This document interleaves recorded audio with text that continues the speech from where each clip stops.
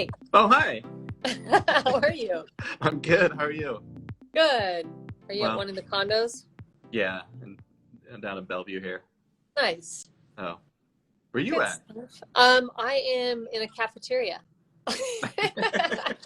In a lunchroom. I was Long gonna go story. sit. I was gonna go sit in my car somewhere, and I was like, you know what? I'm gonna go sit outside somewhere, and I was like, no, I'll just pop Yeah. into a condo and. I know, isn't that nice? We could just pop into the condos that we have on the market. Right? I have so many places I can go. I guess we could touch on real estate later, but how's your bread baking going? It's going good. Yeah. I haven't baked too much in these last 2 weeks, but I've still just been keeping my starter going, and it's not as bubbly as it used to be before I had the accident, but it's getting there. Yeah. Yeah, Do you think it's weather? So like as things warm up, then maybe it'll, yeah. That's what I was thinking. yeah, it's one of those things that's definitely the temperature affects it, and it can be too cold in your house. If it's 70 degrees in your house, that might be too cold for it. Yep. And it really kind of likes around 80 degrees. And so I'll often pop it just in my oven and turn the light on and just keep it shut overnight. And that will kind of keep it warm. But it's starting to get pretty bubbly. So it's doubling in size. So that's what you want. Yep. And yeah, got little, and I know we've kind of touched on this before, but for the people kind of out there, got a little obsessed with the starter. easy Just to do. because I felt like I was just wasting it in the morning when I was, feeding it, that I just all of a sudden would start a new jar or a new container and feed that. And I think at one point I had like 4 on our counter. I was like, this is not normal or healthy. No, and so I had like a full bakery. And I know, it was stupid. I didn't really realize. I mean, this is the first time I'm really doing it, so I'm kind of like learning. But I got a little obsessed, and so then I know we talked, and so then I went to the method of putting it in the refrigerator. Like, so I have some in the fridge, and then I have one that I'm kind of keeping out. And I had grand aspirations of baking and having a loaf to share with everyone today, but it just didn't come to fruition yesterday. Didn't happen. Too much going on. Yeah, we'll have to. We'll set a day this week, a bake day. Yeah. And then I'll provide you a recipe that we can kind of follow. Totally. And then we'll just see how they turn out. We'll just do like a mini presentation. Yep. I think that'd be great. That'd be fun. We have a baker in our building who kind of inspired me to get on this train too. His bread is just so delicious, and he just has like a different taste to his sourdough. Yeah. So I also want to kind of explore, like, how do you make I know it's all about time and having it sit out and like all that, but how do you get certain tastes, like ones that are more like tangy or more sweet and like all that sort of thing too. Yeah, it really depends on the recipe that you kind of use. It's just like a basic sourdough. Time is probably the biggest thing. The longer that it proofs or longer that it's kind of ferments will give a little more tang to it. But you kind of watch it, because you can kind of lose your steam, if you will, with it kind of building up its bubbles and doing what it's doing. And so you don't want to overproof it, because then it won't rise like it should, but you don't want to underproof it, because it won't turn out as good. Have you talked to him? Are you friends with him? So he turned me on to that book, and you might know it is just called like Water, Flour, Salt. Yep. Or something like that. Yeah, by Ken Porkish. Yes, so he's the one. He gave me his version, and I ended up ordering one off of Amazon. I haven't went through it yet or used any of the recipes, but I think that's what he mirrors his technique from. Yep. And I think I also need to get a few more, whatever that bowl is that you let it rise in that has the ridges. Do you use that? Yeah, the Bandison basket. Yes, I need to get one of those. I have to stop using my plastic bowls and all. I need to probably elevate myself to the next level. So you get the nice flower rings around it. Yes, exactly. I'm really good at scoring. Scoring's like my favorite thing. So I'm like, I'm making it pretty. Have you watched those videos online with all like the crazy designs that people do? Yep. It's wild. I don't know. Yeah. I feel like I'm learning scoring. Yeah. Yeah. And, But I mean, it's hard to get used to. I've been trying to work out baguettes, Oh, and yes. that's a whole different process. Mm-hmm. And how I do that, it's pretty wild. I should do a video of me putting it in the oven, the whole process. It's exciting. Yeah. Because you make your dough like you normally would, and the shaping of it is a little different, a little more difficult, but and scoring it, you want to get those nice ears and those different patterns on it, which is kind of fun. But then going into the oven, because you need a lot of steam. Mm-hmm. And that's what's nice about like the loaves like you've been doing. You put them into the French or the Dutch oven. Yeah, into the Dutch oven, which holds all the Steams steam in. Yep. So when you bake something that doesn't have an oven steamer, most people don't have a steamer in their oven. So how do you create all the steam? And in that book, it discusses how you can make different steams in your regular oven, which a lot of it is like putting bricks and then putting like a wet rag in there. Mm-hmm. I heard like spritzing too in a weird way. You spritz underneath or something. I heard that. Yeah.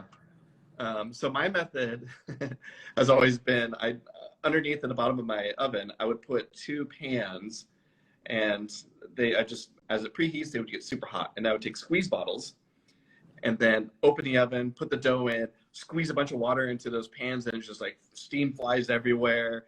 And then I slam the door shut.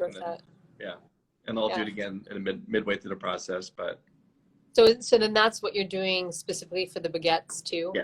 Yeah, because you have anything I'm not doing in like the Dutch oven. Yeah, because Mark keeps asking me, he goes, "Can't you just make a baguette?" And I did try with my dough, and it just didn't turn out.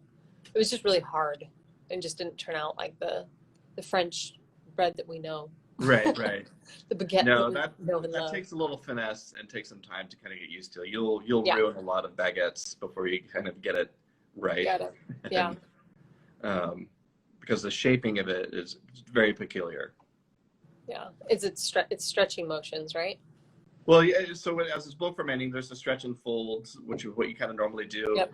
And that basically just pulling each side over on itself, and instead of actually kneading it. But when you actually go to shape it, you pull it out and then you do stretch it over its side, but then you kind of roll it up in a way, because you're trying to get a really tight skin over the top of it, if you will. Got it.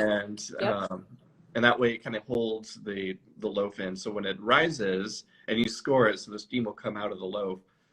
So when it rises, it doesn't like shoot out the bottom or somewhere you don't want it to, or have a bulge that looks weird. But all things to learn of it. But getting that sealing it up properly it can be a little bit hard. A little tricky. Cool. Well, let's do the baking day thing, because I think that would be good to also just do our the same recipe, because I think I'm probably using something different maybe than you are as well. Yeah. Are you weighing your ingredients yet? No. And so that's my whole I need to become official. Yeah. I know. It's so easy.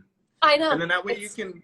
So as long as you're measuring out your ingredients by weight, you can change the recipes really easily, and you can just have a base recipe that you use, and you can modify it just with percentages.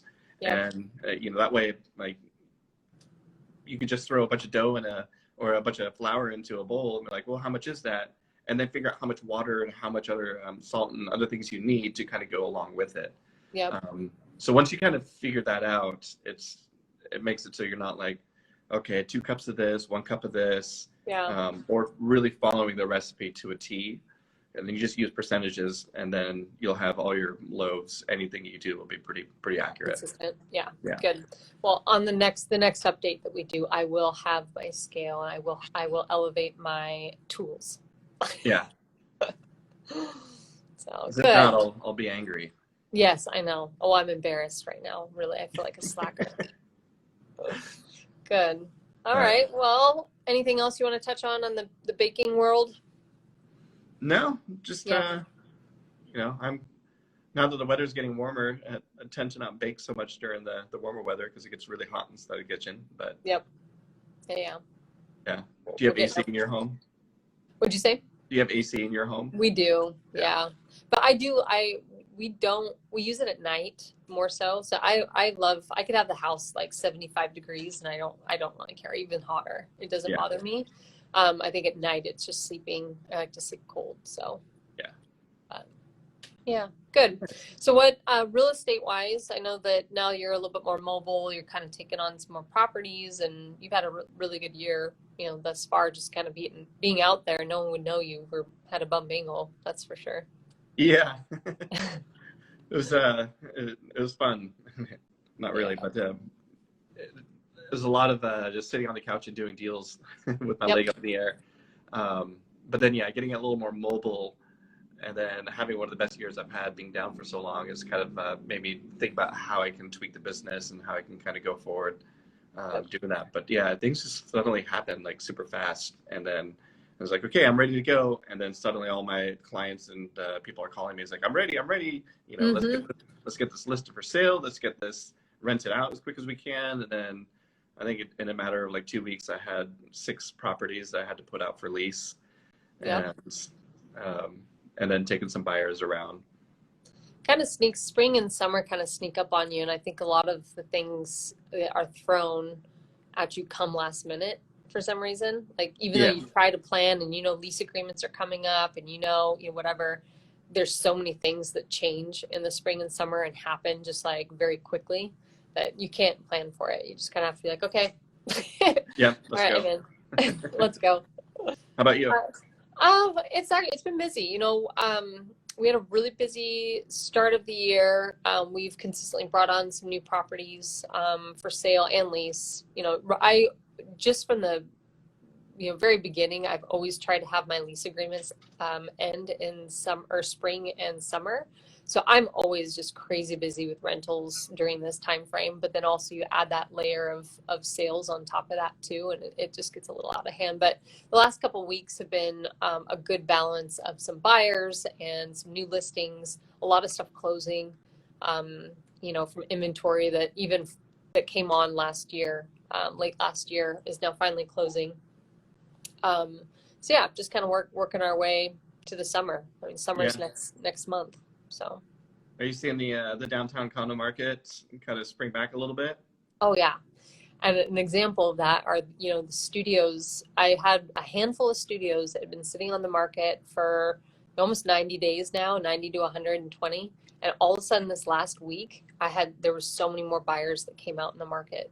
And so one of them is actually went pending this morning at the Cosmo, and then I have another one at the Electra, which has been just kind of sitting there, and it has 4 showings this weekend.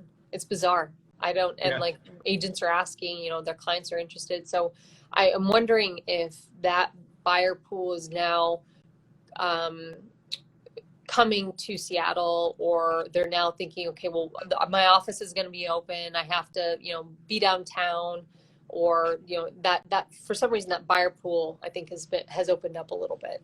Yeah. So I think with things coming kind of, COVID not coming to a closure, but just kind of mellowing out a little bit, people are starting to think about that they need to be downtown, or they miss downtown.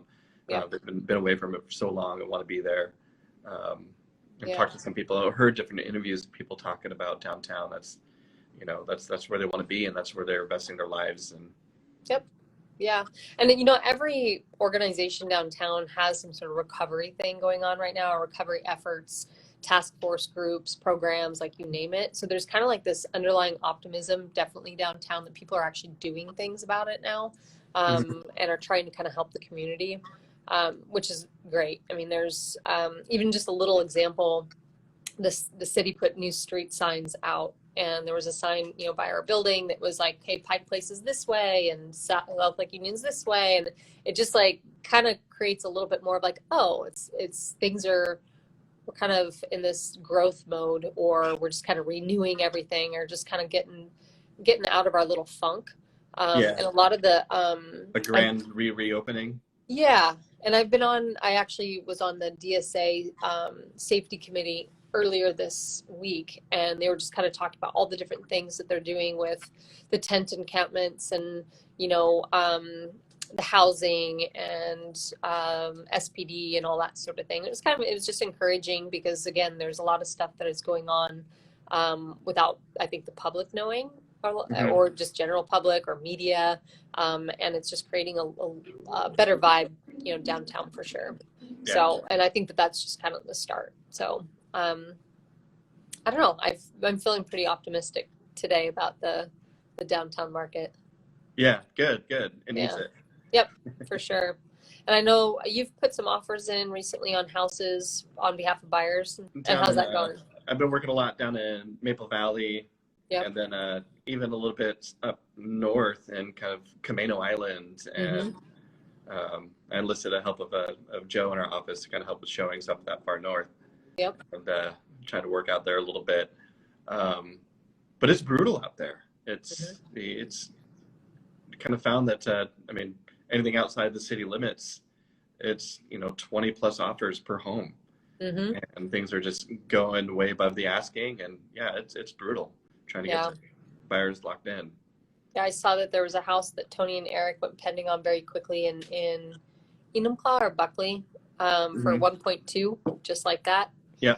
Like prices in those areas are just, it's just crazy to see a house in Renton sell for $900,000, Yeah. It's just pricing.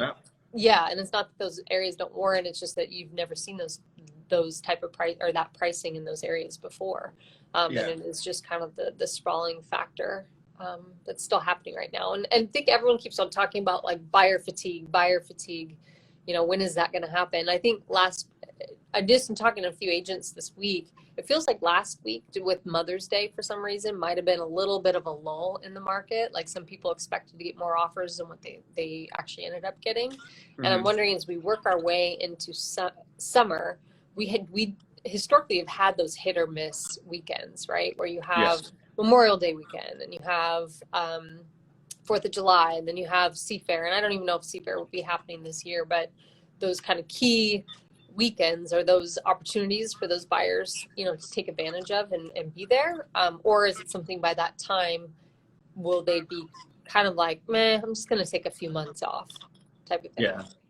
So it'll be very interesting to watch. And if you have any, thoughts on what you think, one way or the other, which way that's going to go, please share. But I think that is a real thing for sure. Yeah, definitely. Yeah, it's like I said, it's just been brutal just trying to get people into homes and you get 15 minutes to view a home and then you got to put an offer on it and hope that you win, right? So in the past, those dates, those holidays and stuff going on are great opportunities for people to take advantage of. So I know that we talked about our do's, but do's. Do you want to name out a few things that people should be doing in this market? Yeah, people should be listening to the real estate agent. Yes, they should. They should be listening to their lender. Yep. And most importantly is they should move forward on things that might scare them. Yeah. Get out of their comfort zone a little bit because this market has no room for error in that way. Listening to your agent, and don't be scared because again, what is it? The market's not for the faint of heart, maybe. Yeah. Yeah, it's funny how many conversations you have to have, and I know it's just tough. It's tough for buyers right now, and on all different levels, whether they're new home buyers or they're seasoned buyers that are transitioning or wanting to transition. It's just really, really tough out there. Yeah. For sure. I think that also sellers should definitely be doing their inspections, pre-inspections of properties, because, when you have so many people looking to get into your home for showings and they're scheduling it out, there's not enough time to be doing pre-inspections. And when you do a seller procured inspection, even though there are some risks with that, the buyer takes on that risk of, they have the option of doing their own if they want, but it does help to provide all the information about the house so that everything is on the up and up. Yeah. At least give someone a peace of mind. And then, especially when this market is to where buyers are going, 10, 20 homes putting in offers and even more. I heard a story, someone said we had 30 offers before we finally got our home. And I would feel exhausted at that after a year, get your plates. Totally. But yeah, it's is to be prepared, and hopefully those sellers need to have those inspections done because there's just not enough time and for all that. Yep. But it gives the buyer peace of mind to at least go forward because they're going to have to waive inspection for the most part. Oh yeah. The other thing I think that everyone should be doing now is including the 3D tours, including floor plans, including professional photos. Like I know that you don't need to as a listing agent, you know, you could probably just throw one picture up that you took with your iPhone and people still would show up, but it is still, you need to be showing the property in the proper light and having all that additional information like the floor plans and the 3D tours and all that sort of thing. Because we do have a lot of buyers that are out of state who aren't coming here every single week to look at properties. They're relying on those tours, relying on FaceTime appointments and all that sort of thing too. Yeah. So. Well, and for on homes that are just too many appointments, they can't get enough people in to see them. Totally. Yep. That's been the case too. Are you doing open houses, or how do you feel about open houses at the moment? I haven't been. I've been doing still kind of virtual tour open house from time to time. Yep. But I just find that just in the state of things, I think now they're getting a little better and that the vaccinations are rolling out. I feel a little more comfortable with it. And but previously it just didn't make sense. It just left a lot of just looky-loos to kind of come through the home and check the place out. And it's I didn't really feel it got enough exposure as what you would normally see. Yeah. And the energy is different. Completely. Yeah, I agree with you. This is actually the first weekend we are doing 2 open houses in West Seattle. We have a little condo we just brought on, and then we have a townhome. And we're just doing hour increments of both on Saturday and Sunday just to kind of try out, you know, are people showing up? Are they not? You know, I think back in the day, open houses, you know, pre-COVID, in a busy market, or it was great for buyers agents, because then the buyers agents wouldn't have to necessarily schedule appointments and be there with their clients. Their clients would walk through and see the property, and then all of a sudden the agent can walk through if they want, but they could just write up the offer in some cases. Yeah. And so it provided, I guess it was easier for the buyers agents who were, you know, running around on weekends to just have their clients go through these properties on their own. So I get that part. But I don't know whether people are actually going to show up, or is it something that, you know, it's people are still used to scheduling with their agent and only looking at property that they've done their due diligence, because they do see those 3D tours and they do see the floor plans and like all that information that's now available online. And they kind of, you know, narrow down how many places they're actually looking at because of that. So physically, at least. Yeah. So very interesting. And I think we'll continue to do virtual opens, especially for the condominiums, just because, you know, still is a little touchy when you're bringing people from, like you said, looky-loos. It might not be actual buyers. And how do you, they're not a buyer right now, let's say. So looky-loo is not a buyer right now in the present, but they want to see what's out there, which is perfectly fine. But when we're kind of in this state of where we're at, it's just, feels a little unsafe to be just inviting everyone in a building where there's, you know, multiple different people, one or two elevators with you know, all different people with all different I guess health requirements and you know, ages 100%. And all that sort of thing. So yeah, very interesting times. And then it'll be another kind of transition of everyone going back to work, and how's that all playing out, and a lot of changes ahead still. Yeah, and we'll see what happens. I think this summer should be, you know, as the COVID will tell us what's going to happen. But you know, like I said, I think I'll start to feel more comfortable, because I like doing open houses. I like being there. I you know, like meeting people and greeting them and just talking about life and stuff like that. And so I kind of miss a lot of that. But and I hope that this summer will kind of bring forth just a little more comfort for people, and even myself, just to get out there a little bit more too. Totally. How's the rentals doing downtown? Yeah, you know what's so funny is it has seemed to pick up a little bit. So at the late last year, I'd say last quarter, actually last half of last year, the entire half of last year. Yeah. Was really extremely difficult. It was like every single, and as you know, every lease agreement we were putting together was a negotiation. It was lease renewals, you're negotiating. And I've noticed though in the last probably 2 months, that a lot of that has gone away. So I think that there are enough people moving here, relocating here, that they just need to find a place. And the apartment buildings, I think there's some of them are still offering those, specials, but they're on the units that no one has snapped up yet. Yeah. And so the condominiums are great because they include your utilities and your parking and like all that sort of thing. So you already look like a value in comparison to the apartment buildings. So I feel like rental rates have stabilized a little bit for downtown condos. Not on the uptick, but definitely has stabilized. Yeah, that's good. Yeah. I'm kind of been wondering if there's, because on the east side, Bellevue area, even the condos I've been getting a lot of interest on.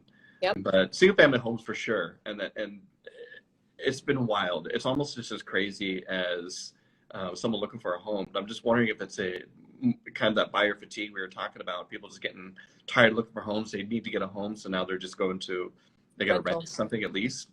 Yep. And because I've seen a lot of people, a lot of sellers are taking advantage of how this market is, but then they need a place to go. So like, oh, we'll find a rental, no problem. And then they get out there and it's like, oh my God, it's wild. Nothing. Yeah. Yeah, I feel like every single family home or townhome that anyone has listed in our office has had some sort of multiple application. I mean, there's tons of applications that come in for homes. So obviously they're getting multiple people interested in them. So yeah, that's a good point. I mean, we have always had a limited supply of single family rental homes in the Pacific Northwest, period. Then we went through this phase where a lot of those homeowners sold at the peak of the market just because it was a good time for them to sell. Now we had kind of a little bit of a lull, and now they're selling them again because, the market's crazy. So I think that, yeah, it's almost as competitive for rental single family as it is for the sales market, basically. Yeah. Yeah. And then I listed a home. Sorry. I listed a home a couple weeks ago on the east side, and it was $4,500 for a three bedroom home, and it was a beautiful home. Like the features of it were great. It was like marble countertops, stainless steel, everything, gas range.